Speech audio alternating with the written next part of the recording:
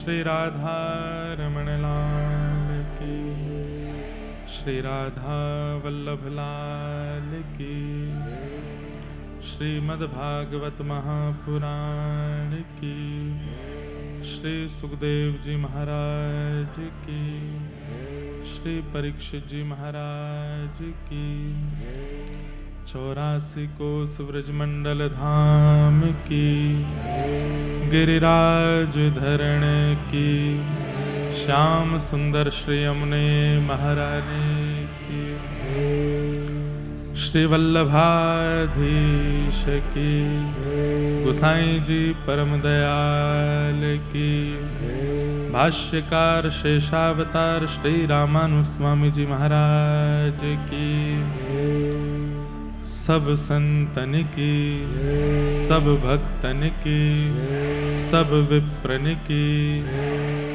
लाला के बाबा की, लाला की मैया की, लाला मैया दोनों की, लाला बाबा दोनों की, लाला के भक्तन की, भक्तन के लाला की, लाला भगत दोनों की, जय जय श्री राम, जय जय श्री राम, जय जय श्री राम। नमः पार्वती पतये हर हर महादेव। द्वारिकाधीश की, श्री रणछोड़ राय भगवान की।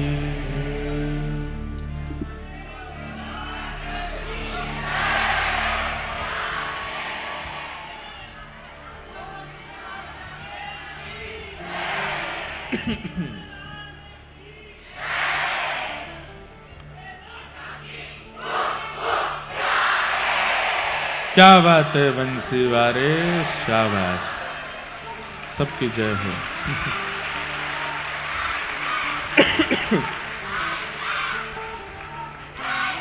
भैया हम इलेक्शन लड़ने नहीं जा रहे हैं, कथा करने आए हैं। परम मंगल में प्रात प्रखलेश्वर, अकारण करुणा वरुणालय, भक्त वांछा कल्पतरु, तड़िद्वित विनिंदित पीतांबरधारी श्री बालकृष्ण लाल की वांगमयी प्रतिमूर्ति हम आप सबके मध्य में विराजमान श्रीमद् भागवत महापुराण को बारंबार प्रणाम। मंच पर विराजमान समस्त विप्रवृंद, समस्त गंधर्वजन, हमारे इस कथा के निमित्त मात्र यजमान मनोरथी समस्त परिवार, बड़ोदरा के हमारे सब वैष्णव वृंद और विराजमान आप सभी श्रोता भाई बंधु मातृशक्ति, बालक मित्र सखा, सबको जय श्री कृष्ण, जय सिया राम, जय सिया राम, जय श्रीमन नारायण, जय श्रीमन नारायण, जय द्वारिकाधीश, जय द्वारका, जय जय श्री राधे। जय जय श्री राम। ठाकुर जी की परम कृपा है, हम आप सब लोग नववर्ष 2026 के प्रारंभिक दिनों को श्रीमद् भागवत की मंगलमयी उपस्थिति में प्रारंभ कर रहे हैं। ये हमारा परम सौभाग्य है। बड़ोदरा के स्कॉन ठाकुर जी के दिव्य मंदिर के इस प्रांगण में इतने सारे वैष्णवों के बीच भगवत वार्ता का प्रारंभ, भगवत सेवा का प्रारंभ, भगवत सत्संग का प्रारंभ निश्चित ही पूरे वर्ष का अद्भुत प्रारंभ है। और हम प्रार्थना करते हैं कि ठाकुर जी, हमारे जीवन पर तो ठाकुर जी की बहुत बड़ी कृपा है, भगवान करे कोई की नजर नहीं लगे। कैसी कृपा का मतलब आप क्या समझते हैं? कृपा का मतलब आप क्या अनुभव करते हैं? ठाकुर जी की कृपा क्या है? धनवान होना कृपा है, तो रावण बहुत धनवान था। थोड़ा ठीक करो भैया। धनवान होना कृपा नहीं है। सुत दारा और लक्ष्मी पापी के भी होए, संत समागम हरि कथा तुलसी दुर्लभ दोए। धन का अब वैसे यहां बैठे कई लोग सिर हिला भी देंगे कि हां धन का होना कृपा नहीं है, पर मनी मन चाहते हुए भी धन ही है। धन का होना कृपा होता तो रावण बहुत धनवान है। श्रेष्ठ कुल में जन्म लेना यदि कृपा होता तो रावण की आप अगर परंपरा देखें वो किस कुल में जन्मा है तो वो कोई सामान्य कुल नहीं है। पुलस्त ऋषि के खानदान में जन्मा है, विप्र कुल में जन्मा है। आप बहुत सुंदर होना यदि कृपा समझते हैं तो पूतना बहुत सुंदर बन के आई थी, ठाकुर जी ने देखा तक नहीं उसकी ओर। यदि माता पिता का बहुत श्रेष्ठ होना आप कृपा समझते हैं तो आत्मदेव जैसे पिता के यहां पर धुंधुकारी का जन्म होता है। इन सबको यदि आप कृपा मानते हैं, ये सब संसारी विषय है। कृपा किसे कहते हैं? आप अपनी हर परिस्थिति हर क्षण को करते हैं और उस हर परिस्थिति हर क्षण में भगवत विस्मृति आपसे नहीं होती, ये कृपा है। आप चाहे विवाह में जावें, चाहे भोजन में जावें, चाहे पार्टी में जावें, चाहे कॉलेज जावें, चाहे काम पर जावें, चाहे स्कूल जावें, चाहे घर पर रोटी बनावें, कुछ भी करें, किसी की मृत्यु में जावें, किसी के अच्छे में जावें, किसी के बुरे में जावें, लेकिन आपके चित्त से हरि स्मरण जाता नहीं है, ये बहुत बड़ी कृपा है। ये बहुत बड़ी कृपा है ठाकुर जी की कि आपके चित्त से ठाकुर जी का स्मरण नहीं जाता, वो सदा बना रहता है। चाहे जैसी अच्छी बुरी विपरीत परिस्थिति आ जाए, हरि स्मृति आपके चित्त का त्याग नहीं करती, ये बहुत बड़ी कृपा है। क्यों कृपा है? क्योंकि हरि स्मृति कभी कभी होना ये आपका अधिकार है, पर निरंतर होना इसका यही प्रमाण है कि ठाकुर जी आपको स्मरण कर रहे हैं, इसलिए आपके चित्त में हमेशा उनकी स्मृति बनी रहती है। कभी जब भी आती है याद, साल में 15-20 बार, महीने में 2-3 बार, हफ्ते में 1-2 बार, दिन में 1 बार, ये स्मृति का यदि चक्र है तो ये आपके अधिकार का है, आप कर रहे हो। लेकिन चाहे जो हो जाए, आपकी स्मृति से ठाकुर जी जाते नहीं हैं, इसका मतलब आप नहीं, ठाकुर जी याद कर रहे हैं आपको। मीराबाई, नरसिंह मेहता, नामदेव, ज्ञानेश्वर माउली, सूरदास, कुंभन दास, गोविंद दास, रैदास, छीत स्वामी, ये जितने भी नाम हैं ये 24 घंटे स्मरण करते हैं। गोपियां, व्रज की गोपियां, यथा व्रज गोपिका नाम। यादो हने बहनने मथनो पलेप प्रेंखेंखनार भरुदितो क्षण मार जनादो। गोपियों के विषय में श्री शुकाचार्य जी भागवत में कहते हैं, जो हर क्षण कृष्ण का स्मरण करती है। गैया का दूध काढ़ने जाती है तो गाय के दूध की धार की जो घर घर स्वर होता है उसमें भी गोपियां कृष्ण कृष्ण जपती हैं। यमुना जल भरने के लिए जाती हैं तो उनके चरणों के नूपुरों की जो छम छम है उसमें भी कृष्ण कृष्ण जपती हैं।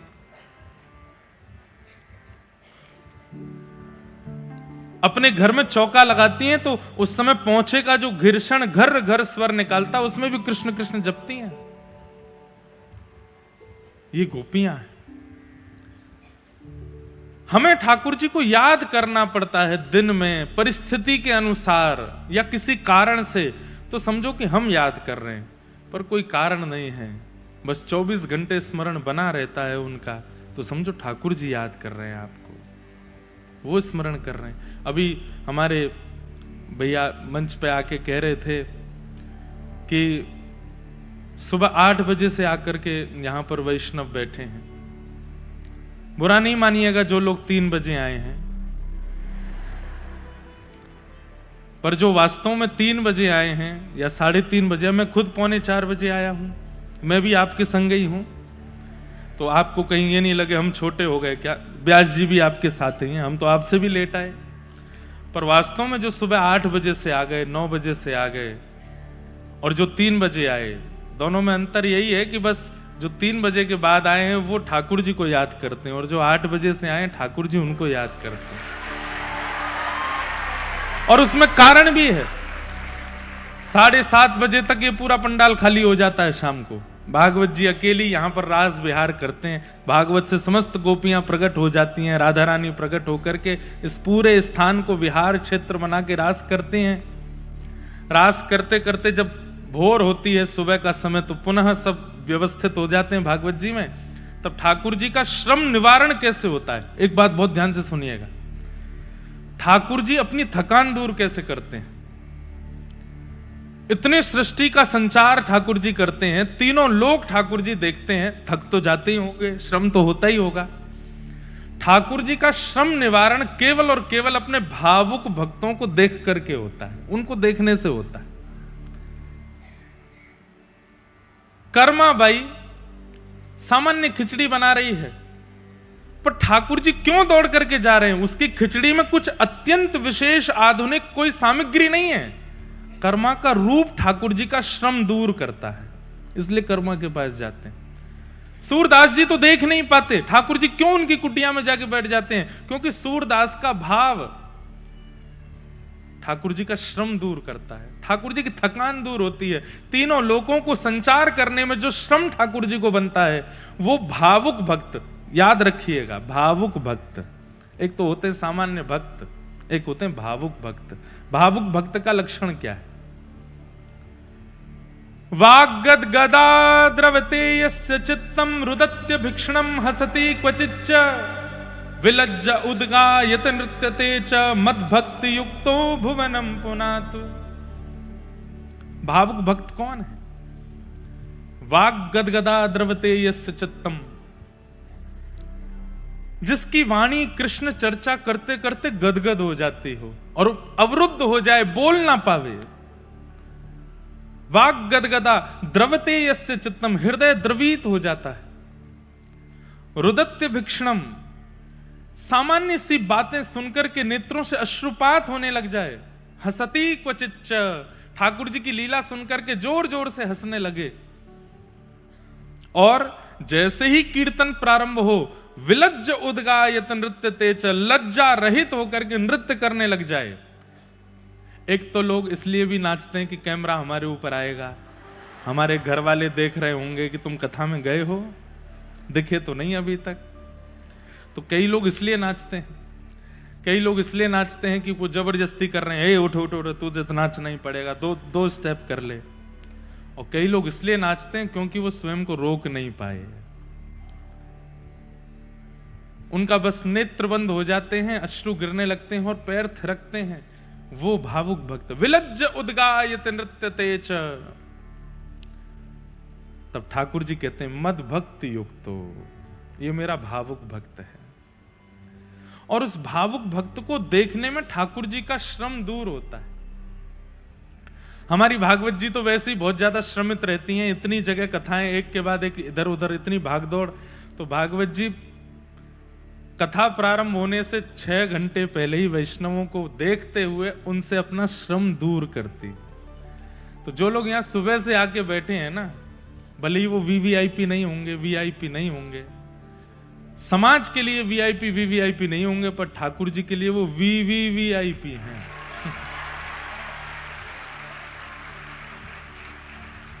आपको पता है मंदिरों में एक क्रम चलता है, सब लोग इधर देखना।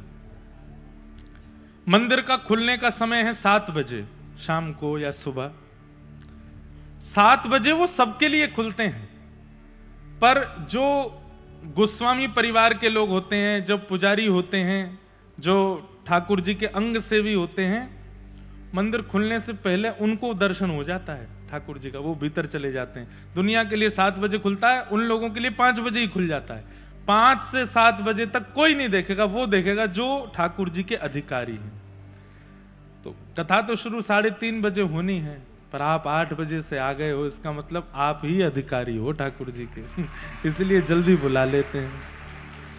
पर ये उत्साह मुंबई में भी देखने को मिला, बड़ोदरा में भी आप सब लोगों के चित्त में देखने को मिला। हम क्षमा प्रार्थी हैं उन लोगों से जो बेचारे पीछे खड़े हैं। आप लोग दुखी नहीं होना, आप लोग प्रसन्न चित्त रहिएगा। जहां खड़े हैं खड़े खड़े ही कथा सुन लीजिए। हो सकता है इसमें भी कोई प्रारब्ध ही नष्ट हो रहा होगा कि बैठने को नहीं मिला, खड़े खड़े ही सुन रहे हैं। और एक बात मैं हर कथा में कहता हूं,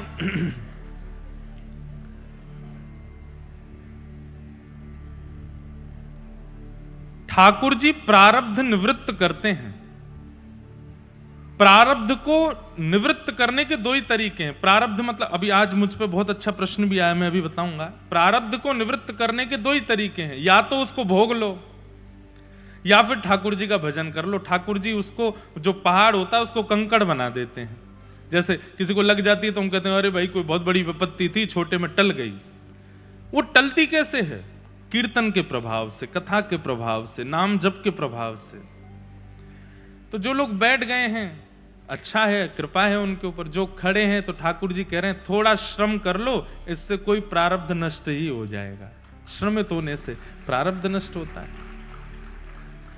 बुरा नहीं मानिएगा, जो लोग मंदिर में प्रतीक्षा किए बिना सीधे दर्शन में पहुंच जाते हैं अपनी जैक लगा करके, हम भी उनमें ही आते हैं। लेकिन एक बात हम आपको बहुत स्पष्ट कहें, हम अगर पुजारी जी को या मंदिर कमेटी को बिना बताए मंदिर में दर्शन करने चले गए लाइन में लग के, तो फिर दर्शनार्थियों को ही दिक्कत हो जानी है। इसलिए बता के ही जाना पड़ता है कि भाई हमको दर्शन करा के भेजो, ताकि और किसी को असुविधा ना हो। पर जिसके लाइन में खड़े होने से कोई असुविधा नहीं होने वाली है, लेकिन जबरदस्ती अपनी जैक लगा करके जो वीआईपी दर्शन कर लेते हैं, कहीं ना कहीं वो बहुत बड़ा प्रारब्ध नष्ट होना था उनकी प्रतीक्षा होने से, वो नष्ट नहीं हो पाता, वो रह जाता है। प्रारब्ध की निवृत्ति भगवत सेवा में श्रम करने से होती है। इसलिए ठाकुर जी की सेवा में अगर श्रम हो जाए तो कर लेना चाहिए। गुरुजनों को प्रणाम करने के लिए कमर नहीं झुका पाते लोग, क्यों? श्रम नहीं हो पा रहा। आपको सिर रख करके दंडवत करना चाहिए। श्रम होगा तभी वहां प्रारब्ध नष्ट होगा। इसलिए भगवत सेवा, भगवत भाव, गुरु कृपा, गुरु भावों में श्रम निवृत्ति आवश्यक है। आज एक दो प्रश्न आए हैं, उन पर मैं थोड़ा, अच्छा प्रश्न है इसलिए मैं थोड़ा ध्यान दूंगा। एक व्यक्ति ने बहुत सुंदर प्रश्न किया है, यदि प्रत्येक जन्म में पूर्व जन्म की स्मृति लुप्त हो जाती है, ध्यान से सुनिएगा, यदि प्रत्येक जन्म में पूर्व जन्म की स्मृति लुप्त हो जाती है तो आत्मा कर्म फल को कैसे भोगती है? बिना स्मृति के कर्म का बोध और सीख कैसे संभव है? समझ में आया प्रश्न? हम हर जन्म में अपने पूर्व जन्म का जो भी कुछ हुआ वो सब भूल जाते हैं, तो फिर पूर्व जन्म का इस जन्म में क्यों भोगते हैं? आत्मा को याद तो है नहीं पूर्व जन्म में क्या किया हमने। एक बात याद रखिएगा,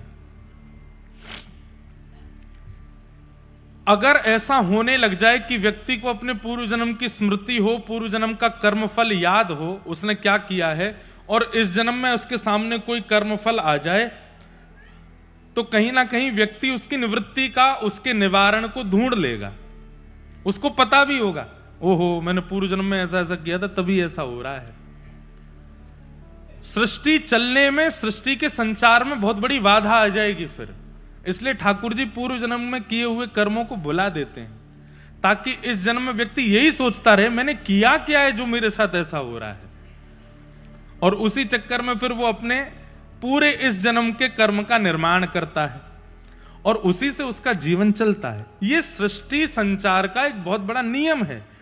अगर व्यक्ति को पूर्व का पता होगा तो वो इस जन्म में बहुत सावधानी रखेगा, सतर्कता रखेगा, और उसको पता भी होगा अच्छा ऐसा हो रहा है मेरे साथ, पूर्व जन्म में उसका दिल दुखाया था मैंने तभी हो रहा है। दिल दुखाने का निवारण कैसे हो सकता है? बोले ऐसे ऐसे हो जाएगा, वो कर लेगा। तो फिर उसको कर्मफल आएंगे कैसे? तो सृष्टि संचार में यह बहुत बड़ी भूमिका निभाता है कि आपको अपने पूर्व जन्म का स्मरण नहीं है और उसका फल आपको भोगना पड़ता है। हम आप सब तो चलो कलयुग के जीव हैं। भीष्म पितामह तो ठाकुर जी से कह रहे हैं, मुझे अपने 100 जन्मों का याद है, मुझे मेरे पूर्व के 100 जन्मों की स्मृति है, मैंने कोई पाप नहीं किया, फिर मुझे बाणों की सैया पर क्यों लिटाया? ऐसा कौन सा अपराध कर दिया मैंने जो आप मुझे बाणों की सैया पर लिटा रहे हैं? तो ठाकुर जी कहते हैं 100 ही जन्म होते हैं, तुमको 100 जन्मों का याद है, क्या जन्म 100 ही होते हैं? 101वें जन्म का याद है? भीष्म पितामह बोले वो तो याद नहीं है। तब ठाकुर जी कहते अब हम याद दिलाते हैं, 101वें जन्म में तुमने किसी वन के जीव को पकड़ के उसमें कांटे लगाए थे, उसका फल तुमको मिला, इसलिए तुम बाणों की सैया पर लेटे हो। तो आप कौन से जन्म का कब भोगते हैं ये आपको कभी नहीं पता चलेगा। ज्यादा से ज्यादा अगर आपने भजन साधन सिद्धि प्राप्त करके अपने पूर्व जन्म, उससे पूर्व जन्म की याद भी कर ली तो ठाकुर जी 100वें जन्म का भुगवा देंगे, उसको कैसे याद रखोगे? इसलिए इस चक्कर में मत पड़ो कि कौन से जन्म का भोग रहे हैं, बस इस चक्कर में पड़ो इस जन्म का कुछ रह ना जाए, इस जन्म की कोई हमारी स्थिति ऐसी ना बन जाए कि कर्जा हम पे ज्यादा हो जाए। पूर्व जन्म का तो हम भोग ही रहे हैं, इस जन्म में और कर्जा कर लेते हैं। इसलिए कथा सुन करके, गुरु आश्रित होकर के पूर्व जन्म की चिंता मत करो। इस जन्म में मैं कुछ ऐसा ना करूं जिसको भोगने के लिए मुझे फिर आना पड़े। पुनर्जन्म होता ही इसलिए है क्योंकि पूर्व जन्म के कर्मों का फल आपने भोगा नहीं है, इसलिए अगली बार फिर जाना पड़ेगा भोगने के लिए। इसलिए इतना नाम जप करो, इतना भजन करो, इतने कथा सुनो। सबसे बड़ी बात है अपना जीवन व्यवस्थित रखो। आज मैं पूज्य श्री डोंगरे जी महाराज का एक भाव पढ़ रहा था, बहुत सुंदर बात उसमें लिखी थी, मैं लिख के भी लाया। कितनी सुंदर बात, लिखने योग्य बात है।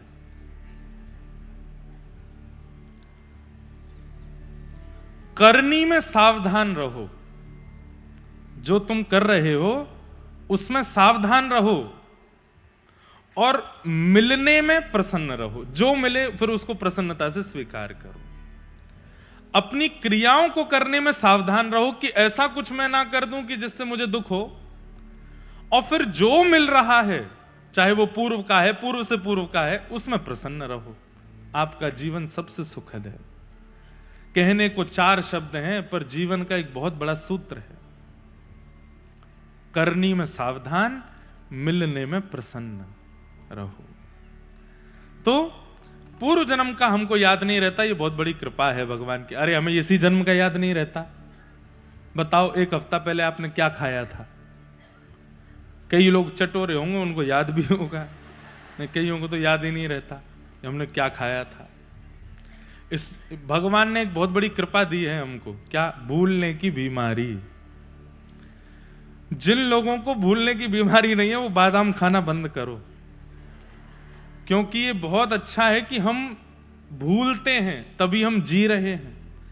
जो व्यक्ति भूलते नहीं है, कई लोग ऐसे होते हैं संसार में, उनको याद रहती है उसने कब मुझसे क्या कहा था, और ऐसे लोग फिर आगे बढ़ ही नहीं पाते। वो उसी चीज में रहते हैं, अच्छा इसको देख लूंगा, इसने मेरे साथ ऐसा किया था, इसने ऐसा किया था, मेरे साथ ऐसा हुआ था, कभी ना कभी इसके साथ तो होगा। भूलना अच्छा है, ठीक है, थोड़ा भूलिए, थोड़ा उससे आगे बढ़िए।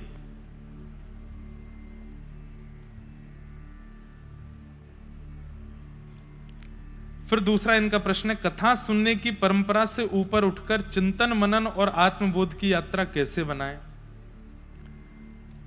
कथा सुनने से आपको ऊपर जाना क्यों है? मतलब कथा में इतना ज्यादा परेशान हो गए हैं कि अब आत्मबोध और चिंतन के भाव पे जाना है। कथा ही यात्रा है आत्मबोध और चिंतन की, और भले ही आत्मबोध चिंतन बनने लगे तब भी कथा का त्याग नहीं करना है। आज हम व्यासपीठ पर बैठे, हम बहुत बड़े कोई साधक नहीं है, बहुत बड़े तपस्वी महात्मा नहीं है, कथाकार हैं। पढ़ करके, अध्ययन करके, गुरुजनों से सीख करके आपके सन्मुख बोलते हैं, लेकिन आत्मचिंतन भी करते हैं, आत्मबोध भी करते हैं, लेकिन उसके बाद भी कथा का त्याग नहीं करते। हनुमान जी से बड़ा आत्मबोध होगा, हनुमान जी से बड़ा हमारा आत्मचिंतन होगा? नहीं हो सकता, लेकिन फिर भी वो कथा सुनते हैं। इसलिए कथा का त्याग नहीं करना, कथा से ऊपर नहीं उठना है, कथा जीवन भर रहनी चाहिए चित्त में। कोई अगर ऐसा कहने लगे अब कथा से तो हमको तृप्ति हो गई, अब तो एकांत में बैठ के आत्मचिंतन करेंगे, वास्तव में उसको कुछ प्राप्त हुआ ही नहीं जो कथा से विलग जा रहा है। तीसरा इनका प्रश्न है, जीवन में अहंकार सबसे बड़ा अवरोध बताया गया है, तो एक सामान्य व्यक्ति को अपने अहंकार को कैसे पहचाने और उससे कैसे मुक्त हो? अहंकार का बोध हर व्यक्ति को हो जाता है। ऐसा हो ही नहीं सकता कि अहंकारी व्यक्ति को यह पता नहीं है कि मैं अहंकार कर रहा हूं। जब वो शब्दों का चयन करता है, किसी के आगे अपनी उपलब्धि बताता है या अपने श्रेष्ठ कर्मों को बताता है, उसे पता होता है कि मैं अहंकारवश बोल रहा हूं। हर व्यक्ति को पता होता है कि मैं अहंकार कर रहा हूं। अहंकार की निवृत्ति का केवल एक तरीका है, अपनी उस परिस्थिति को स्वयं की क्रिया ना मान करके भगवत इच्छा माने, भगवत कृपा माने, तो ही अहंकार निवृत्त हो सकता है। हम अपने जीवन की एक घटना सुना दें आपको। वैसे हम पर्सनल चीजें ज्यादा शेयर करते नहीं, पर ये मैं पहले भी कर चुका हूं, इसलिए आज पुनः कर देता हूं। गुजरात हमारे लिए इसलिए भी श्रेष्ठ है क्योंकि अपने जीवन की सबसे पहली कथा मैंने गुजरात में ही की थी, द्वारिका में। आज से 10 वर्ष पूर्व 2015 में 20 जुलाई से लेकर के 27 जुलाई तक द्वारिका में कथा हुई थी। और उस कथा में हम इतने भयभीत थे कि क्या होगा। आज तो भैया हमारी नैया डूबेगी, ऐसी स्थिति मन में बन रही थी। तब कथा करने का उद्देश्य लोगों को भक्ति मार्ग बताना नहीं था, तब बस इतना था कि हम कथा कह लें, कथा हमसे हो जाए कैसे भी, बस तब इतना ही था। पूज्य पिताजी महाराज का इतना यश सब जगह लोग इतना सुनते थे, तो एक ये भी भार था कि भैया उनका नाम है, उनकी प्रसिद्धि है, उसका भी ध्यान रखना है। कहीं ऐसा नहीं हो कि आकुति को प्रसूति बोलें, प्रसूति को कुछ और बोल दें, प्रहलाद को ध्रुव बोल दें, ध्रुव को प्रहलाद बोल दें, कृष्ण को राम बोल दें, राम को कृष्ण बोल दें, कंस को कहीं रावण ना बोल दें। तो यही सब चिंतन चल रहा था मन में। बालक ही थे हम, 17 वर्ष के थे उस समय। तो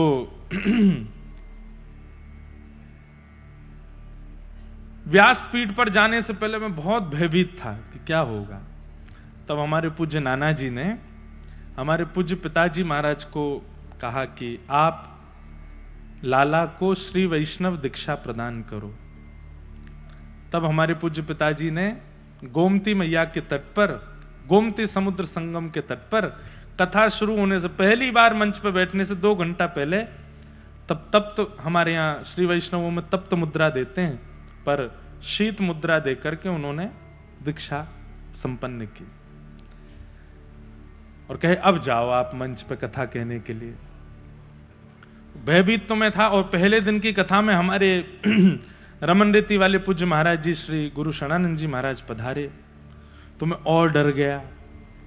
मैंने कि एक तो 5-6 हजार लोग हैं, ऊपर से पिताजी सामने बैठे हैं, नाना जी बैठे, ऊपर से महाराज जी और आए हैं, अब मैं क्या बोलूं। मैं तो सब भूल रहा था, बार बार विस्मृति हो रही थी। महाराज जी मंच पे आए, तिलक किया, हमको व्यासपीठ पे बैठा, आरती करने के बाद उन्होंने उद्बोधन दिया और उद्बोधन करने के बाद पिताजी से बोले, ठाकुर जी अब हम जाते हैं, लाला थोड़ा निर्भीकता से कथा करेगा, अगर हम बैठेंगे तो थोड़ा डर जाएगा। तो हमारे पिताजी बोले, वो आपको सुनाने के लिए तो बैठा है, बैठो। तो महाराज जी अब मुझसे बोले, हमको सुनाओगे? अब मैं कैसे कहूं कि नहीं। मैं कहूं हाँ महाराज जी। तो फिर हमारा सोफा सामने लगवाओ, हम सामने बैठ के सुनेंगे। मैंने कहा इधर बैठ जाते तो मैं बिना देखे ही कहता। सामने महाराज जी बैठेंगे। पर बालक बुद्धि में एक बात बता रहा हूं केवल आपको। महाराज जी सामने बैठे और मैं पूज्य पिताजी के गुरुदेव का स्मरण कर रहा था, अपने दादा गुरुदेव का, पिताजी के शिक्षा गुरुदेव श्री अनंत विभूषित श्री रामानुज प्रपन्नाचार्य गुरु जी। भैया ऐसी परिस्थिति में ठाकुर जी को याद नहीं, गुरु को याद करो। ठाकुर जी तो ऐसी परिस्थिति में खेलते और हैं, अच्छा घबरा रहा है और इसकी घबराहट बढ़ा दो, उनको तो आनंद आता है, इसलिए गुरुदेव को स्मरण करो। तो हमने हमारे पिताजी के गुरुदेव, शिक्षा गुरुदेव, जिनकी कृपा से आज सब कुछ है, ऐसे अनंत श्री विभूषित श्रीमद् भागवत के सचल विग्रह श्री रामानुज प्रपन्नाचार्य गुरु जी, उनका चित्र मेरी हर कथा में सन्मुख रहता है। मैंने उनका अनुभव नहीं किया, 6 महीने की आयु थी मेरी, तब भगवत धाम प्रस्थान कर गए थे, उनका मैंने स्मरण किया। मैंने, हे दादा गुरुदेव भगवान, आप कृपा करो, मुझे और कुछ नहीं चाहिए, बस भागवत जी की मर्यादा और जो मैं कहूं उसमें कुछ गड़बड़ ना हो, सीधी सीधी। हमने तो ये तक सोच लिया ये मेरी पहली और आखिरी कथा है, बस ये हो जाए। ये दादा गुरुदेव का चित्र दिखा रहे हैं टीवी पे, ये हनुमान जी के बगल में विराजते हैं। तो मैंने तो ये भी विचार कर लिया कि हे गुरुदेव भगवान, ये कथा कैसे भी करवा दो, इसके बाद में कुछ और ही कर लूंगा मैं, कथा तो मुझसे होगी नहीं। इतने लोग बैठते हैं, डर लगता है, चित्त में घबराहट होती है। और गुरु कृपा से, ये तो नहीं कहेंगे बहुत अच्छे से बोले, लेकिन हां संभल करके कथा हो गई। और मैं आंख बंद करके बोलता चला गया। थोड़ी देर बोलने के बाद जब आंख खोली तो सामने बैठे हमारे पूज्य रमन रीति वाले महाराज जी भावुक चित्त में बैठे थे और ऐसे नीचे से इशारा कर रहे थे। वाह कितना सुंदर आनंद। लेकिन अब समझने वाली बात, चित्त में अभिमान आ गया। व्यासपीठ पे बैठा था तब तक तो नहीं, पर जैसे ही नीचे उतरा तो जब लोग बाग सब बड़े प्रसन्न हो रहे थे, बधाइयां दे रहे थे, पहली बार कथा, इतनी सुंदर कथा करी इंद्रेश जी ने, ये वो, तो एक सूक्ष्म अभिमान आया। अपने आप के ऊपर ऐसा भाव आया, अब तो हम जीत गए जंग, और देखो मैंने क्या सुंदर करके दिखाया। मन में ये तक भाव आ गया कि पूज्य पिताजी महाराज ने भी अपनी पहली कथा में इतना अच्छा नहीं बोला होगा जितना मैंने बोला। अभिमान आया। लेकिन श्रेष्ठ जन चेहरा पढ़ लेते हैं। तो मैं तो बस फूले नहीं समाऊं। हमारे जो मित्र आदि थे और जो घर के सदस्य सब गले लगावें, मैं सबके गले लगूं, जबकि होना ही चाहिए सबके पैर छीने थे। भाई पहली बार कथा की है, किसी के पैर वैर नहीं, सबको गले लगाऊं। देखा कथा कितनी बढ़िया करी, कितना अच्छा बोला। मैं अपनी आप बीती बता रहा हूं, कहीं आपको यह ना लगे कि बाहर की बात कह रहे। मैं स्वयं का बताता हूं कि मुझ में एक सूक्ष्म अभिमान आया। लेकिन जब कक्ष में गया तो हमारे नाना जी बैठे थे और मैं जाके बोलूं, मैं नाना जी कैसी रही कथा, देखा कितना अच्छा मैंने बोला, उस श्लोक का कितना अच्छा भाव बताया, कितना अच्छा। तो हमारे नाना जी एक शब्द बोले, लाला तो मैं ते अभी ब्यास की बास आ रही है और तू नहीं, तेरा अभिमान बोल रहा है।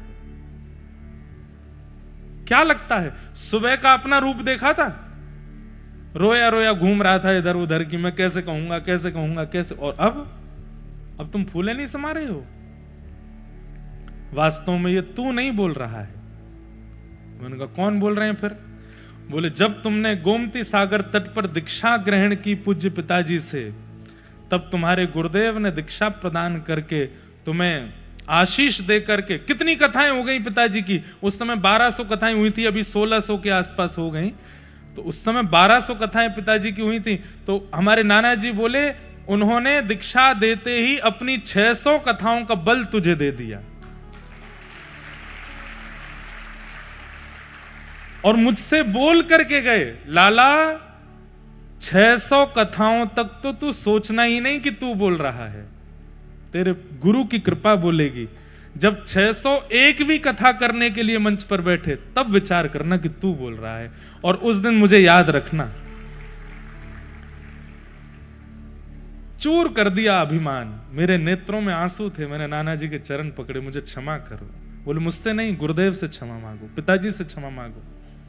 तो सबसे क्षमा मांग करके आया। सब बोले काहे को क्षमा मांग रहे हो? मैंने बस कोई गलती हुई मुझसे, उसकी क्षमा है। वह दिन का आज तक का दिन है। मैंने फिर नाना जी से कहा, नाना जी 600 कथा गिननी है क्या? बोले लाला अगर गिनती करेगो तो 601वीं कथा में फिर डगमगा जाएगो, तू गिनती मत कर, अब यों के अंतिम श्वास तक मैं नहीं, मेरे गुरुदेव ही बोल रहे हैं। ये भावना चित्त में रख। अभिमान नष्ट किया, इसलिए आज तक बैठे हैं, बोल रहे हैं। आप लोग इतनी संख्या में आते हैं, आकर के इतना प्रेम देते, स्नेह देते, अभिमान नहीं आएगा चित्त में? किसी भी व्यक्ति के चित्त में आ जाएगा। पर जब आप लोग जय जय कहते हैं या प्रणाम करते हैं, माला देते हैं या बहुत उत्साह में चिल्ला करके कुछ कहते हैं, चित्र बना करके लाते हैं, उसी समय मन को शांत करते कहते हैं ये मेरा अधिकार नहीं है, ये मेरे गुरुदेव की कृपा है, मैं इस योग्य तो नहीं हूं। अभिमान को हर क्षण नष्ट किया जाता है। तो अभिमान हर व्यक्ति को पता होता है कि आ गया है, उसको नष्ट करने का एक ही उपाय है कि क्रिया करने के बाद में स्वयं का बोध मत रखो, गुरु कृपा मानो। ये मेरे गुरु की कृपा है, ये मेरे ठाकुर जी की कृपा है, मैं इसका अधिकारी तो नहीं हूं, मैं इसके योग्य तो नहीं हूं, ये मेरे गुरु करा रहे हैं, मेरे ठाकुर जी करा रहे हैं, मेरे लाल जी करवा रहे हैं। और जब कोई बहुत सम्मानजनक बातें आपके सामने कहे, उसी समय नेत्र बंद कर लो और हाथ जोड़ करके कहो ठाकुर जी मैं इसका अधिकारी नहीं हूं, ये शब्द बोल रहे हैं, ये सब आपके चरणों में अर्पित करता हूं, कृपा करना, मुझ में अभिमान मत भरना। ऐसे ही अभिमान से बचा जा सकता है और कोई तरीका नहीं। या फिर दूसरा तरीका बता दें, जानबूझ करके कुछ ऐसी क्रिया कर दो कि 4-5 लोग आपका अपमान कर दें। अपमान से अभिमान नष्ट होता है, लेकिन उसको करने के लिए जिगरा बहुत बड़ा चाहिए। सम्मान सहना सबको आता है, पर अपमान का एक शब्द कोई सह नहीं पाएगा। लेकिन एक बात सुन लीजिएगा, सम्मान सुनने की ताकत देव रखते हैं और अपमान सहने की ताकत महादेव रखते हैं। वो महादेव हैं जो अपमान सहे। हम व्यासपीठ पे बैठे, हमारा सब सम्मान करते हैं ऐसा नहीं है। बहुत लोग अपमान भी करते हैं, बहुत लोग अपवाद भी करते हैं, बहुत लोग गंदा गंदा भी बोल जाते हैं। लेकिन मैं उसको किस रूप में लेता हूं? अच्छा है, ये सम्मान रूपी मीठा मीठा मीठा बहुत खाने को मिलता है, कहीं शुगर नहीं हो जाए, इसलिए ठाकुर जी अपमान रूपी करेला भी खिलाते रहते हैं। ले, इससे क्या होगा? बोले ब्लड सर्कुलेशन अच्छा बना रहेगा तेरे भीतर। इसलिए अपमान, जानबूझ के ऐसा कुछ कर दो कि अपमान हो। माधवदास जी का चरित्र आता है। महाप्रभु जगन्नाथ जी के भक्त हुए श्री माधवदास जी, बहुत सुंदर चरित्र है। मैंने कई बार कथाओं में कहा है, पूरा विस्तार से एक बार सुनिएगा जरूर। तो श्री माधवदास जी का इतना सम्मान होने लगा था जगन्नाथपुरी में कि वो जब अपनी कुटिया से निकल करके मंदिर की ओर जाते थे तो रास्ते में लोग रंगोलियां बनाते, पुष्प वर्षा करते, अपने घरों के बाहर आरती करते, माला पहनाते, भोग लगाते। माधवदास जी नीची नजर करके जाते, सबके आगे हाथ जोड़ते और सबके आगे हाथ जोड़ के जगन्नाथ जी से कहते, हे जगन्नाथ जी, मैं अधिकारी नहीं हूं, आप मेरा इतना सम्मान क्यों करवाते हो? अब तो ऐसी अति हो गई कि माधवदास जी की कुटिया से लेके जगन्नाथ मंदिर तक फूल की पूरी एक पगडंडी बना देते लोग। माधवदास जी को चल के जाना पड़ता उसके ऊपर, पर वो सम्मान स्वीकार नहीं करते थे। एक बात और कह दूं, अभिमान उसी को आता है जो सम्मान स्वीकार कर लेता है। इसलिए सम्मान की स्वीकृति मत रखो। हम लोग शास्त्रों में एक बात कहते हैं, स्तोत्रम कश्य न तुष्टये। स्तुति से कौन प्रसन्न नहीं होता? सब प्रसन्न होते हैं। कई बार हमारे पास भी लोग आते हैं, महाराज जी एक व्यक्ति आपसे मिलने के लिए आ रहे हैं। मैंने कहा अच्छा, आप थोड़ा उनकी प्रशंसा कर देना। मैंने क्यों? वो महाराज जी थोड़ा प्रशंसा कर देंगे तो गौ सेवा में थोड़ा सहायता कर देंगे, थोड़ी उस सेवा में लग जाएंगे, कथा में थोड़ा सहयोग कर देंगे, और बड़े अच्छे व्यक्ति हैं, बहुत बढ़िया हैं, पर थोड़े सम्मान के आदी हैं, थोड़ा आप 2-4 शब्द अच्छे बोल देना। बोल तो देता हूं, पर मैं मन में बहुत चिंता करता हूं उस व्यक्ति की। क्यों? मैंने कहा अभी अभिमान में चूर हो जाएगा। क्यों? सम्मान का अधिकार लेकर के बैठा है। इसलिए मेरे युवा भाई बहन जितने बैठे हैं, आपका जीवन बहुत लंबा है, मेरी प्रार्थना स्वीकार कीजिएगा, सम्मान को स्वीकार मत कीजिए। जब कोई सम्मान करे आंख बंद करके हाथ जोड़ के ठाकुर जी के चरणों में प्रदान कर दो, मैं इसका अधिकारी नहीं हूं। आपने एक सम्मान भी यदि स्वीकार किया, वह एक सम्मान इतने बड़े अभिमान को जन्म दे देगा कि वही अभिमान एक दिन मुंह के बल गिरेगा आपको नीचे। इसलिए सम्मान की स्वीकृति मत रखो। कोई करे वो उसकी इच्छा है, आप स्वीकार मत करो। तो माधवदास जी जाते थे जगन्नाथ मंदिर, सब लोग इतना सम्मान करते थे। माधवदास जी जाके मंदिर में एक ही प्रार्थना करते थे कि हे नाथ, ये सम्मान से मिलने वाला जो अभिमान है मुझे उससे बचाना, कहीं वो मेरे चित्त में ना आ जाए। लेकिन सम्मान तो दिन ब दिन बढ़ता जाए। सब लोग इधर देखिएगा, ध्यान से सुनो। माधवदास जी समझ गए, जगन्नाथ जी से बोले आप कुछ नहीं करोगे, मुझे पता है आप और इतना सम्मान बढ़वा दोगे कि मुझे अभिमान हो ही जाए, अब इसका मुझे ही करना पड़ेगा कुछ ना कुछ। तो माधवदास जी ने क्या देखा, जहां उनको दुनिया में सब लोग जानते थे वो वहां रहना उन्होंने बंद कर दिया और ऐसी जगह चले गए जहां उनको कोई नहीं जानता था। और माधवदास जी का नियम था कि रोज मधुकरी पाते थे, वैष्णवों के घर जाकर के भिक्षा मांग करके पाते थे। अनजान जगह पर जब गए तो वहां कोई जानता नहीं था, और अनजान जगह पर भी उन घरों में नहीं जाते जहां पे सब सभ्य हैं। असभ्य व्यक्ति को ढूंढने लगे, असभ्य कहां है, जो थोड़ा मेरा अपमान करे, नेक मोह गाली गलौज करे, तब ताकि थोड़े ठीक होगा काम। तो गली मोहल्लों में ढूंढते ढूंढते तभी उन्होंने एक माता जी देखी, ऐसी तेज तर्रार माता जी, असभ्य माता जी। वो गली के बच्चों को बिना गाली दिए बोलती नहीं थी। माधवदास जी बोले मिल गए यजमान, यही है मेरी यजमान। अब तो बिना गाली दिए नहीं बोलती, डंडा लेकर के सबको मारती है। और महाराज पूरी कॉलोनी में सब डरते हैं, क्यों? कलेश करने में सबसे आगे। किसी के घर में कुछ हो जाए कलेश करने वो पहले पहुंच जाती हैं। माधवदास जी बोले अब यही मेरे सम्मान को, मेरे अंदर जो सूक्ष्म अभिमान आया उसको यही नष्ट करेंगे। तो माधवदास जी उनके द्वार पर पहुंच गए, मैया भिक्षा पवाओगी? कहां से आ गए हो? जगन्नाथपुरी में रहते थे, अभी यहां नए नए आए हैं इस नगर में, आप थोड़ी भिक्षा पवा दो। क्या पाओगे? और घर में जो बना हो सो दे दो। तो माता जी थाली लगा करके ले आई, दे दिया उनको, लो पाओ। तो माधवदास जी पाने लगे तो मन में सोचे कि अभी कुछ हुआ नहीं, थोड़ी डांट फटकार पड़े तब तो काम बने। अगले दिन माधवदास जी फिर आ गए, बोले माता जी भिक्षा पवाओ। बोले तुम पे और कोई काम नहीं है, रोज रोज यहीं आओगे? दुनिया में और भी घर हैं, और जगह चले जाओ। बोले नहीं, आपके घर की प्रसादी का स्वाद क्या कहना, इतना अद्भुत था, कल मेरा मन लग गया उसमें, मैं तो यहीं पाऊंगा। तो माता जी थोड़ी तो सभ्य थी कि वहीं से डांट के नहीं भगाया, भीतर जाके थाली लगाई। मन में सोचने लगी इसको अच्छा अच्छा पवाऊंगी तो कल फिर आ जाएगा।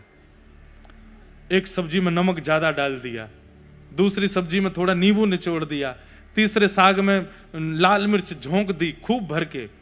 बोले जब इसके मुंह में लगेगी आग, कल से नहीं आएगा।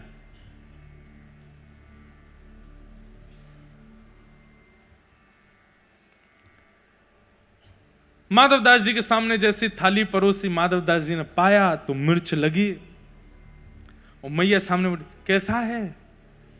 माधवदास जी मिर्च खा तो गए और समझ गए, बोले जानबूझ के डाल के लाइए ताकि कल से मैं ना आऊं। माधवदास जी बोले क्या कहना, आपके हाथों को प्रणाम, कितना अद्भुत प्रसाद बनाया आपने। ये सब्जी, मिर्च वाली सब्जी, ये तो सबसे बढ़िया साग है। माता जी बोली अच्छा, इसको तो कुछ हुआ ही नहीं, कल को आएगा तो बताऊंगी।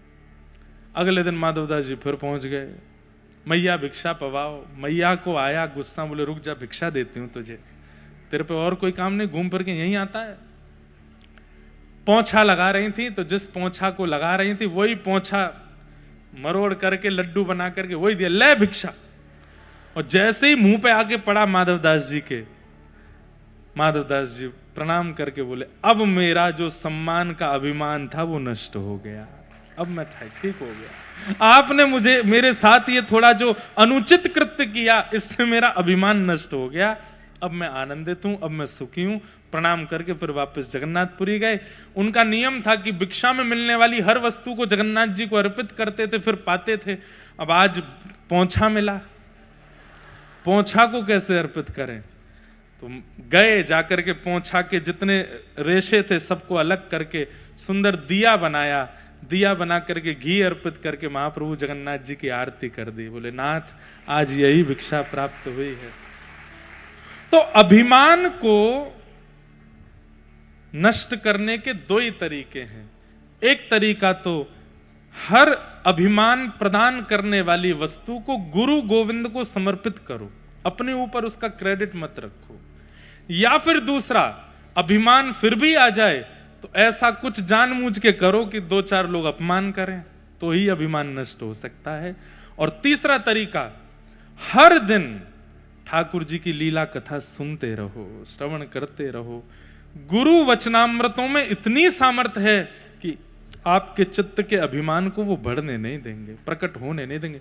मैं कथा करता हूं, पर मेरा स्वयं का नियम है, मैं रात्रि में सोने से पहले महापुरुषों की कथा सुनता हूं, और बोल दूं तो कोई अतिशयोक्ति नहीं, कभी कभी अपनी कथा भी स्वयं सुनता हूं, नित्य सुनता हूं। श्रोता बना रहता हूं, इसलिए वक्ता होने का अभिमान नहीं आता चित्त में।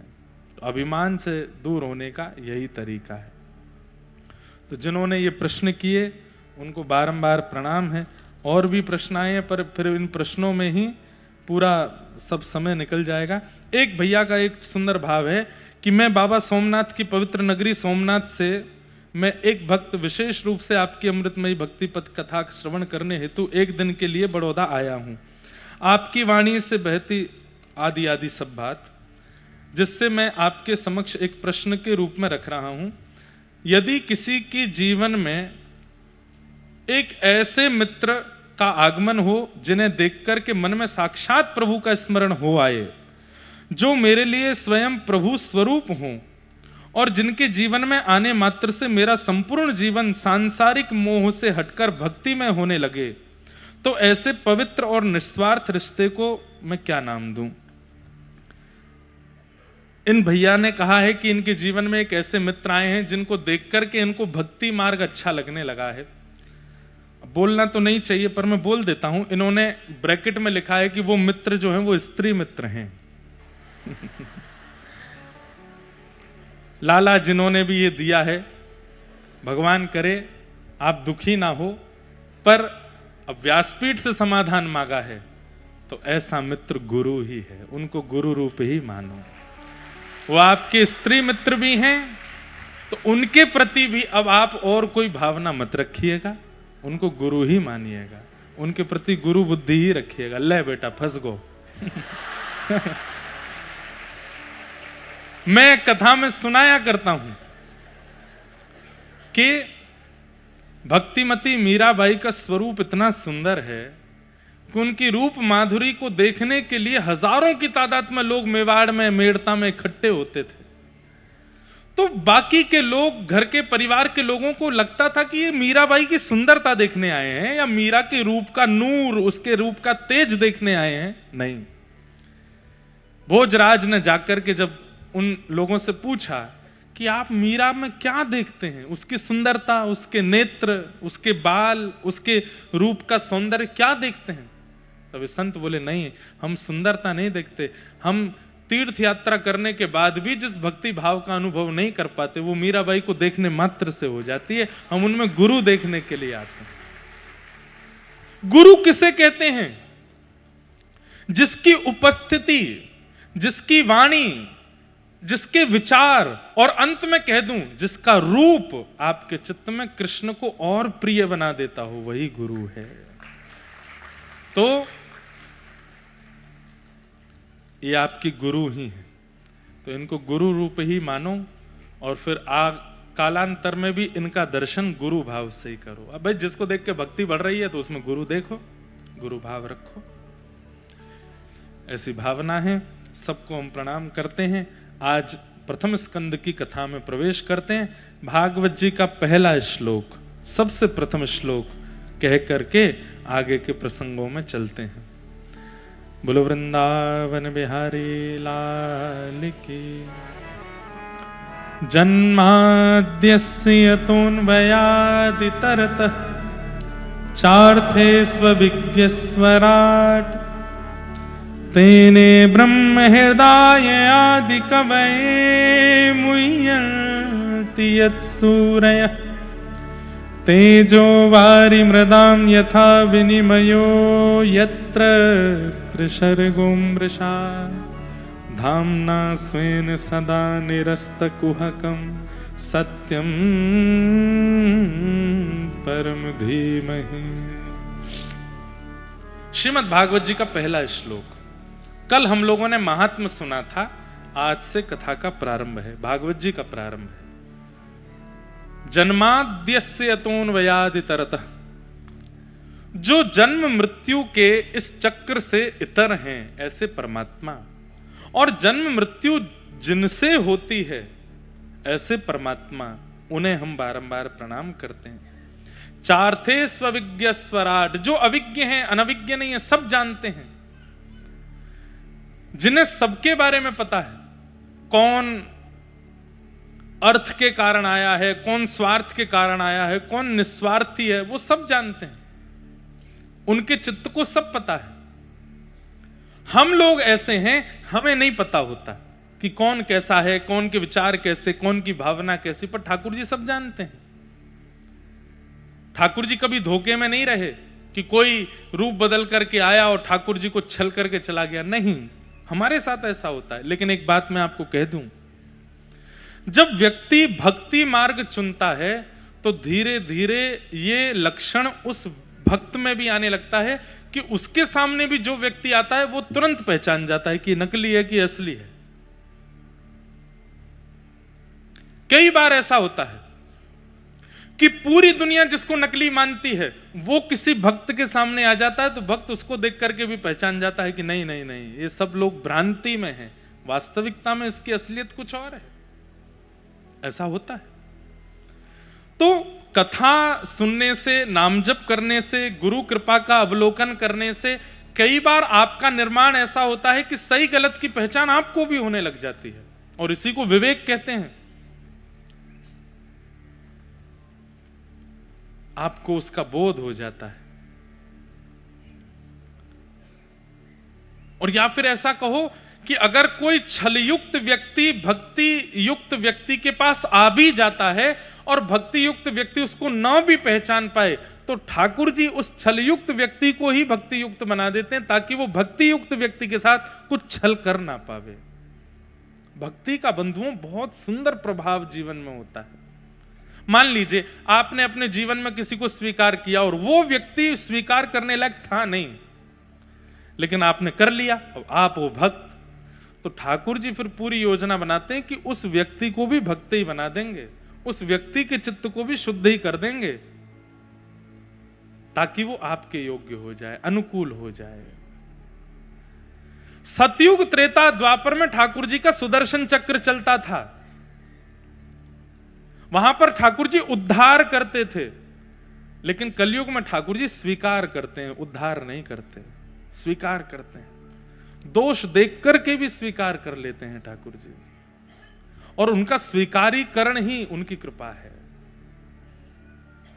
कितनों को स्वीकार किया, आज मैं हूं, आप हैं, हम सब हैं, हम सबको स्वीकार ही तो कर रहे हैं वो, और उनके स्वीकार का पात्र हम बन जाएं, ये कथा हमें सिखाती है कि हम उस पात्र बन जाएं कि ठाकुर जी हमें स्वीकार करें। तो चार्थे स्वविज्ञ स्वराट तेने ब्रह्म हृदय आदि कवये मुह्यन्ति यत्सूरयः। बड़े बड़े देवताओं को भी जो अपनी लीला पर मोहित कर लेते हैं। तेजो वारि मृदाम यथा विनिमयो यत्र त्रिसर्गो मृषा। पृथ्वी अग्नि जल वायु आकाश पंच तत्व जिनके अधीन रहता है। धाम्ना स्वेन सदा निरस्त कुहकम सत्यम परम धीमहि। ऐसे परम सत्य भगवान को और उनके पावन नाम को हम प्रणाम करते हैं। ठाकुर जी के पावन नाम को हम वंदन करते हैं। परम सत्य है भगवान का नाम। बंधुओं, नरसिंह मेहता जी अपने पूर्व जन्म में मुचकुंद नाम के एक भक्त थे। मुचकुंद जी ने देवताओं की सहायता की और सहायता करने के बाद अनेक वर्षों तक बिना सोए युद्ध करते रहे। जब देवताओं का युद्ध जीत गए तो मुचकुंद जी से देवताओं ने कहा कुछ वरदान मांगो। तो मुचकुंद जी ने कहा एक ही वरदान दे दो, मैं सोया नहीं हूं इतने दिनों से, मुझे निद्रा प्राप्त हो जाए। निद्रा प्राप्त हुई। देवताओं ने कहा निद्रा तुम्हें प्राप्त होगी, लेकिन अगर कोई तुम्हारी निद्रा को खोलेगा तो जो भी सामने आएगा वो जल करके नष्ट हो जाएगा। तब कथा आती है कि एक काल यवन नाम का एक राक्षस मथुरा पर चढ़ाई करने के लिए आया। तो ठाकुर जी काल यवन से लड़े नहीं, उसको पीछे पीछे लेकर के गए। वो ठाकुर जी का पीछा करने लगा और मुचकुंद गुफा में जाकर के भगवान ने अपनी काली कमली मुचकुंद जी को उड़ा दी और भगवान जाके छुप गए। जैसे ही काल यवन ने जाकर के अपने पाद का प्रहार किया, तुरंत मुचकुंद जी के नेत्र खुले, नेत्रों से दिव्य अग्नि प्रज्वलित हुई और काल यवन जल करके नष्ट हो गया और तब उसे भगवत दर्शन हुआ। तो सोचिए कितनी बड़ी बात है यहां पर, बहुत ध्यान से सुनिएगा। काल यवन के मरते ही, अग्नि शांत होते ही वो क्या देखता है कि उसके पीछे एक नील कांति दिख रही है और ठाकुर जी का मधुर स्वरूप दिख रहा है। धीरे धीरे ठाकुर जी गुफा से बाहर आए तो मधुर स्वरूप ठाकुर जी का, कृष्ण ठाकुर जी सामने खड़े हैं। देख करके मुचकुंद के नेत्र सजल हो गए, नेत्रों से अश्रु प्रवाह होने लगा। दंडवत प्रणाम किया। ठाकुर जी ने वरदहस्त फेरा, हम तुमसे बहुत प्रसन्न हैं। तब मुचकुंद जी, अब एक बात सुनिएगा, ये मुचकुंद जी ही नरसिंह मेहता बनकर के आए। मुचकुंद जी कहने लगे नाथ, मैंने ऐसा क्या किया कि मुझे आपके दर्शन हो गए? मैंने कुछ भी तो नहीं किया। देवताओं की सहायता की तो उसके बदले मैंने मांग तो लिया था कि मुझे निद्रा चाहिए, तो निद्रा से वो देवताओं को की गई सहायता उसकी पूर्णति हो गई। मैंने ऐसा क्या किया जिससे आपके मुझे दर्शन हो गए? ठाकुर जी बोले तुम्हारी इच्छा नहीं, मैं अपनी इच्छा से तुम्हारे पास आया हूं। तुम्हारी इच्छा नहीं थी, तुमने कुछ किया नहीं है, तुम्हारा कोई प्रारब्ध नहीं, मेरी इच्छा थी, मुझे तुमसे मिलना है और काल यवन का वध तुमसे करवाना है, इसलिए बस मैं आया हूं। तो मुचकुंद जी बोलने लगे नाथ, ये बात मेरे अंदर मुझे सहन नहीं हो रही है। मैं और आप होते तो हम तो खुश हो जाते, बढ़िया है, कुछ मेहनत भी नहीं करनी पड़ी, सब है गए हो, भजन भी नहीं करने पड़े, ठाकुर जी का दर्शन भी हो गया। पर मुचकुंद जी कहने लगे नहीं नाथ, आपका दर्शन मुझको हो गया, बिना कुछ किए हो गया, इस बात के भार पे मैं जी नहीं पाऊंगा। ठाकुर जी बोले जीना किसको, तुम जाओ वैकुंठ में रहो। बोले मैं वैकुंठ में भी नहीं रह पाऊंगा, मुझे सदा एक ग्लानि रहेगी कि मैंने भजन नहीं किया, मैंने आपका चिंतन नहीं किया और आपका दर्शन कर लिया। ठाकुर जी बोले कैसे विचित्र व्यक्ति हो भाई, हम तुम्हारे सामने खड़े हैं, बिना प्रयास के तुम्हारे पास आ गए, फिर भी तुम रो रहे हो। बोले इसीलिए तो रो रहा हूं कि मैंने प्रयास नहीं किया। नाथ, मैं आपसे प्रार्थना करता हूं।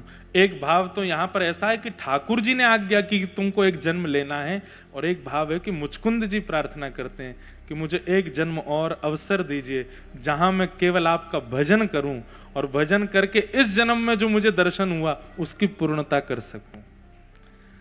सोचिए, हम और आप साल भर की एकादशी करने के बाद भी इच्छा रखते हैं कि ठाकुर जी मिल क्यों नहीं रहे। जरा से प्रयास करने पर भी हमको यह लगता है कि ठाकुर जी आ जाओ, आकाश फाड़ करके प्रकट हो जाओ। अरे 4 घंटा बिना हिले कथा सुन लेते हैं तो भी अपने मन में यह भाव आने लगता है कि इसका पुण्य तो बन गया होगा कुछ। और मुचकुंद जी, उनको बिना प्रयास के ठाकुर जी मिल गए तो वो रोने लगे कि नाथ मैंने प्रयास नहीं किया, अब आप कृपा करो। बोले क्या? मुझे एक अवसर और दीजिए जिसमें मैं केवल आपको भजूं, आपको गाऊं, आपको ध्याऊं, और इस जन्म में जो मुझे दर्शन हुआ और उस जन्म में भी जो मुझे दर्शन होगा, उन सब की पूर्णता केवल आपको ध्या करके, गा करके, भज करके मैं कर सकूं।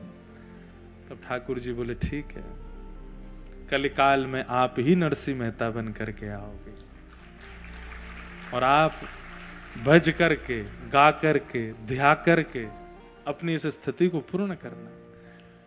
भैया ये पहले भक्त हैं नरसिंह मेहता, जिन्होंने दर्शन पहले किया, फिर दर्शन का भजन बाद में किया।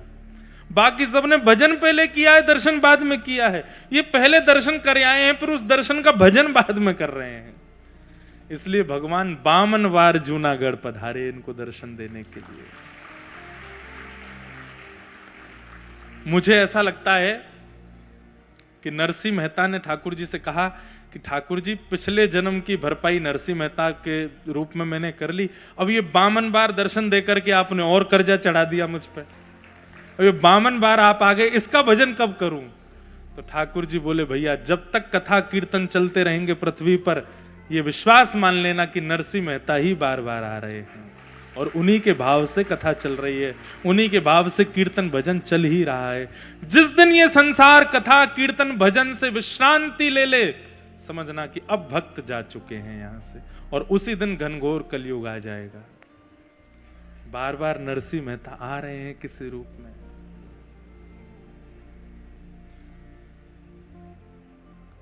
मैं एक बात कथा में कहा करता हूं कि आपका प्रस्तुतिकरण ठाकुर जी को रिझाता है। ठाकुर जी के समीप आने पर आप क्या बोलते हैं, क्या विचार करते हैं, क्या कहते हैं, क्या संवाद करते हैं, उससे ठाकुर जी रीझते हैं। ठाकुर जी का प्रकट होना विशेष बात है, पर प्रकट होने के बाद आपका और ठाकुर जी का क्या संवाद हुआ या उस समय क्या विचार हुए, वो बहुत विशेष है। कथा में यही सिखाया जाता है कि ठाकुर जी मिल जाएं पहली बात, और ठाकुर जी मिल जाएं उसके बाद क्या। कभी विचार किया कि मुझे ठाकुर जी मिल जाएंगे तो हम क्या करेंगे? कभी नहीं विचार, क्योंकि हमें विश्वास ही नहीं है कि ठाकुर जी मिलेंगे। मिलेंगे तो हम क्या करेंगे, इसका विचार किया करो। मिलेंगे तो हम क्या बोलेंगे, इसका विचार कर कुछ भी नहीं पाओगे। जो विचार किया होगा एक काम भी नहीं हो पाएगा ठाकुर जी के आने के बाद, लेकिन विचार फिर भी करो। जैसे एक प्रेमी के जीवन में आने के बाद व्यक्ति योजना बनाता है, जब हम मिलेंगे तो ये खाएंगे, जब मेरे बुआ का बेटा आ जाएगा तो वहां घूमने जाएंगे, मेरा मित्र आ जाएगा तो मैं उसको लेके वहां घुमाने लेके जाऊंगा, या ये वाली पिक्चर देखेंगे, ऐसा बात करेंगे, ये खाएंगे। प्रेमी से मिलने से पहले योजना बनाई जाती है। हमने योजना ही नहीं बनाई कभी। हमने आज तक ठाकुर जी के मिलन की योजना नहीं बनाई। हम विचार करते हैं कि हम द्वारिका जाएंगे, बद्रीनाथ जाएंगे, जगन्नाथपुरी जाएंगे, सब योजना हमारी बनती हैं, पर ठाकुर जी प्रत्यक्ष मिल जाएंगे उसके बाद की योजना हमने नहीं बनाई। मैं निवेदन करूं उन भावयुक्त भक्तों से जो नित्य ठाकुर जी का ध्यान करते हैं, एक बार अब योजना बनाओ। ठाकुर जी मिलेंगे, कहां मिलेंगे? यहां मिलेंगे, इधर हम बैठेंगे, फिर मैं ठाकुर जी से ये पूछूंगा, फिर ठाकुर जी को ये बताऊंगा, फिर मैं ये बना के खिलाऊंगा, ठाकुर जी को ऐसे बताऊंगा। होगा कुछ भी नहीं, पर योजना बनाओ। वो योजना ही भगवत प्राप्ति तक लेकर के जाएगी, वो योजना ही भजन बन जाएगी, वो योजना ही भगवत प्राप्ति का एक साधन बन जाएगी। योजना बनाइए। प्रेमी का स्वभाव है कि वो योजनाएं बनाता है। योजना बनाओ।